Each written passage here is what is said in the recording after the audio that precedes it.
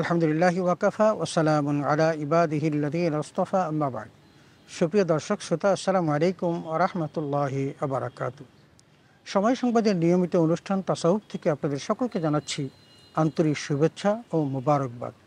সুপ্রিয় শ্রোতা, আজ আমরা আলোচনা করব রবিউল আউয়াল মাসের গুরুত্ব ও তাৎপর্য। সুপ্রিয় শ্রোতা, রবিউল আউয়াল মাস আরবি 12 মাসের তৃতীয়তম মাস এবং এটি অত্যন্ত ফজিলতপূর্ণ এবং বরকতময় মাস।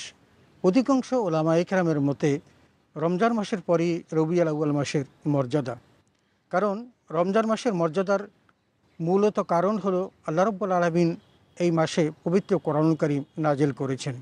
যেমনটি আল্লাহ তাআলা কোরআনুল কারীমে ইরশাদ করেছেন, শাহরু রমাদান আল্লাযী উনজিলা ফীহিল কোরআন। মাহে রমাদান তো সেই মাস যে মাসে কোরআনুল কারীম নাজিল করা হয়েছে। সুতরাং এই কোরআনুল কারীম নাজিল করার মধ্য দিয়ে মাহে রমাদানের সম্মান, মর্যাদা এবং শ্রেষ্ঠত্ব প্রমাণিত হয়েছে। ঠিক তেমনি রবিউল আউয়াল মাসে আল্লাহ তাআলা তার প্রিয়তম হাবিব মুহাম্মদুর রাসূলুল্লাহ সাল্লাল্লাহু আলাইহি ওয়াসাল্লামকে পৃথিবীতে প্রেরণ করেছেন এবং রাসূল আকরাম সাল্লাল্লাহু আলাইহি ওয়াসাল্লামের আগমনের কারণে এই মাসটি সকল মুসলিম মিল্লাতের কাছে অত্যন্ত সম্মানীয় এবং অত্যন্ত গুরুত্বপূর্ণ। সুপ্রিয় শ্রোতা, বাংলাদেশে এই মাসটি অত্যন্ত মর্যাদার সাথে পালিত হয়। প্রিয় নবীর জন্ম উৎসব হিসাবে এ মাসের 12 রবিউল আউয়াল ঈদে মিলাদুন্নবী উদযাপিত হয়। কেউ কেউ মাসব্যাপী রাসূল আকরাম সাল্লাল্লাহু আলাইহি ওয়াসাল্লামের জন্ম, বেড়ে ওঠা, নবুয়ত, হিজরত, রাষ্ট্র গঠন, ব্যক্তি জীবন, সামাজিক জীবন, রাষ্ট্রীয় জীবন, পারিবারিক জীবন, রাজনৈতিক জীবন এবং ধর্মীয় জীবন তথা সকল সংস্কার সহ নানাবিধ বিষয় নিয়ে সিরাতুন নবী উদযাপন করেন এবং রাসূল আকরাম সাল্লাল্লাহু আলাইহি ওয়াসাল্লামের সিরাতকে মানুষের দোরগোড়ায় পৌঁছে দেওয়ার জন্য তারা প্রাণান্তকর চেষ্টা করেন। সুপ্রিয় শ্রোতা, নানাবিধ কারণে এই মাসের গুরুত্ব অপরিসীম এবং এই মাসটি যে সকল কারণে তাৎপর্যমণ্ডিত সেই বিষয়গুলো যদি আমরা একটা একটা করে তুলে ধরি তাহলে অন্তত 5টি বিষয় উপস্থাপিত হবে। তোর মধ্যে প্রথম কারণ বিশ্ব মানবতার মুক্তিদূত নবী করিম সাল্লাল্লাহু আলাইহি ওয়াসাল্লামের পৃথিবীতে আগমন। দ্বিতীয় কারণ, এই মাসেই নবীজি সহধর্মিণী খাদিজাতুল কুবরাকে বিয়ে করেন। তৃতীয় কারণ, এই মাসেই আল্লাহ রাসূল প্রিয় মাতৃভূমি মক্কা ছেড়ে মদিনায় হিজরত করেন। চতুর্থ কারণ, এই মাসেই প্রিয় নবী মুসলমানদের জন্য প্রথম মসজিদে কুবা তৈরি করেন। আর পঞ্চম কারণ, কালের পরিক্রমায় প্রিয় নবীজির ওফাত হয় এ মাসেই। আসুন আমরা বিষয়টি নিয়ে একটু বিস্তারিত আলোচনা করি। সুপ্রিয় শ্রোতা, প্রথম কারণ বিশ্ব মানবতার মুক্তিদূত নবী করিম সাল্লাল্লাহু আলাইহি ওয়াসাল্লামের পৃথিবীতে আগমন। আল্লাহ তাআলা রবিউল আউয়াল মাসের 12 তারিখে প্রত্যুষে শুভে সাদিকের সময় নবীজিকে ধরাধামে প্রেরণ করেন। যাকে সৃষ্টি করা না হলে পৃথিবী সৃষ্টি হতো না। তিনি হলেন বিশ্ব মানবতার রহমত স্বরূপ। আল্লাহ তাআলা তার সম্পর্কে বলেন, ওয়ামা আরসালনাকা ইল্লা রাহমাতাল লিল আলামিন, অর্থাৎ আর আমি তোমাকে বিশ্ববাসীর জন্য রহমত হিসাবে পাঠিয়েছি। সূরা আম্বিয়া আয়াত 107। অতএব বিশ্বের রহমত স্বরূপ আল্লাহ তাআলা যেই নবীকে পাঠালেন তিনি আসলেন রবিউল আউয়াল মাসে, আর সে কারণেই এই মাসটি অত্যন্ত গুরুত্বপূর্ণ।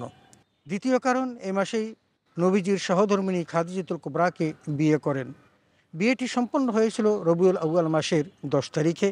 রাসূলের ব্যক্তি জীবনের পূর্ণতা আসে এই বিবাহের মাধ্যমে।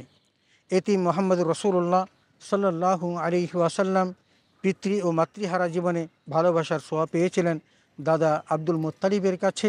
তারও ইন্তেকালের পর তাকে আগলে রাখেন চাচা আবু তালিব। কিন্তু মা খাদিজাকে বিয়ে করে নবীজি আর্থিক সচ্ছলতা অর্জন করেন। খাদিজাও তার জীবনের সব সঞ্চিত সম্পদ নবীজির হাতে তুলে দিয়ে তাকে মুক্ত করেন। সব মিলে একটি সুখী দাম্পত্য জীবনের সূচনা হয়েছিল এই রবিউল আউয়াল মাসে। বয়সের পার্থক্য হলেও দুজনের মধ্যে প্রেম, প্রীতি, ভালোবাসা এমন ছিল যে পৃথিবীর ইতিহাসে এই বিয়েটি ছিল একটি অমর ইতিহাস। তৃতীয় কারণ, এ মাসেই আল্লাহ রাসূল প্রিয় মাতৃভূমি মক্কা ছেড়ে মদিনায় হিজরত করেন। সুপ্রিয় শ্রোতা, প্রিয় নবী রবিউল আউয়াল মাসের 1 তারিখে হিজরতের উদ্দেশ্যে মক্কা ত্যাগ করেন আর 12 রবিউল আউয়াল মদিনায় গিয়ে পৌঁছেন। রাসূল সাল্লাল্লাহু আলাইহি ওয়াসাল্লামের দাওয়াতি মিশনের পূর্ণতা এসেছিল এই হিজরতের মধ্য দিয়ে। ইসলামের পরিপূর্ণতা দানের জন্য মদিনার জমিন ছিল উর্বর। মদিনার মানুষগুলো নবীজিকে পেয়ে তারাও যেন আলোকময় হয়ে উঠলেন। মদিনাকে কেন্দ্র করে গড়ে উঠল ইসলামী সমাজ ব্যবস্থা। চতুর্থ কারণ, এ মাসেই প্রিয়নবী মুসলমানদের জন্য প্রথম মসজিদে কুবা তৈরি করেন। সুপ্রিয় শ্রোতা, এই মসজিদটির নাম মসজিদে কুবা। রবিউল আউয়াল মাসের 16 তারিখে নবীজি মসজিদটি নির্মাণ করেন। এটি মুসলমানদের জন্য ইতিহাসে নির্মিত নবীজির হাতে গড়া প্রথম মসজিদ। রাসূল আকরাম সাল্লাল্লাহু আলাইহি ওয়াসাল্লাম যখন এই মসজিদটি তৈরি করেন, তখন কিন্তু তার কোনো বাড়ি ঘরের নাম নিশানা চিহ্ন ছিল না। তখনও তিনি মদিনাতে পৌঁছেন নাই, কিন্তু তারই পূর্বে তিনি কুবা নামক স্থানে একটি মসজিদ তৈরি করেন এবং সেখান থেকে তিনি মদিনায় যাওয়ার পথে আবার যখন রাস্তার মধ্যে তাকে আল্লাহ তাআলা জুমার নামাজ আদায় করার জন্য নির্দেশ দিলেন, রাসূল সাল্লাল্লাহু আলাইহি ওয়াসাল্লাম এই রবিউল আউয়াল মাসেই আবার এই মসজিদে জুমা তৈরি করেন, যেই মসজিদটি মাত্র মসজিদে নববী থেকে 1.5 কিলোমিটার দূরে। সুপ্রিয় শ্রোতা, এই মসজিদগুলো রাসূল আকরাম সাল্লাল্লাহু আলাইহি ওয়াসাল্লামের ঠিকানা তথা বাড়িঘর তৈরি করার পূর্বে তিনি তৈরি করেছিলেন। পঞ্চম কারণ, কালের পরিক্রমায় নবীজির ওফাত হয় এই মাসে। সুপ্রিয় শ্রোতা, আমরা রবিউল আউয়ালকে যেমনিভাবে আনন্দের সাথে বরণ করি, কারণ এই মাসে আল্লাহ নবী মুহাম্মদ রাসূলুল্লাহ সাল্লাল্লাহু আলাইহি ওয়াসাল্লাম পৃথিবীতে এসেছিলেন, ঠিক তেমনি রবিউল আউয়াল মাস আমাদের এই বিরাগ বা আমাদের কষ্ট দুঃখের মাস এবং আমাদের জন্য পেরেশানির মাস। কারণ রাসূল আকরাম সাল্লাল্লাহু আলাইহি ওয়াসাল্লামকে আল্লাহ তাআলা এই মাসেই 12ই রবিউল আউয়াল পৃথিবী থেকে বিদায় নেন। তার মানে রাসূল আকরাম সাল্লাল্লাহু আলাইহি ওয়াসাল্লামের জন্য যেমনিভাবে আমরা আনন্দ উৎসব করি, ঠিক তেমনি আমাদের জন্য হৃদয় বিদারক হলো নবীজি এই মাসেই পৃথিবী থেকে বিদায় নিয়েছিলেন।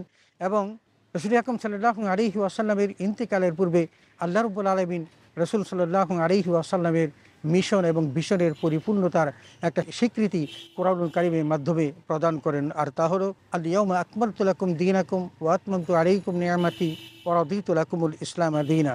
অর্থাৎ আজ আমি তোমাদের জন্য তোমাদের দিনকে পূর্ণ করলাম এবং তোমাদের উপর আমার নিয়ামতসমূহ পূর্ণ করলাম এবং তোমাদের জন্য দিন হিসাবে ইসলামকে মনোনীত করলাম। সূরা মায়েদা আয়াত 3। সুপ্রিয় শ্রোতা, রবিউল আউয়ালের আগমন ঘটে নবী প্রেমের প্রতীক ও নিদর্শন হিসাবে।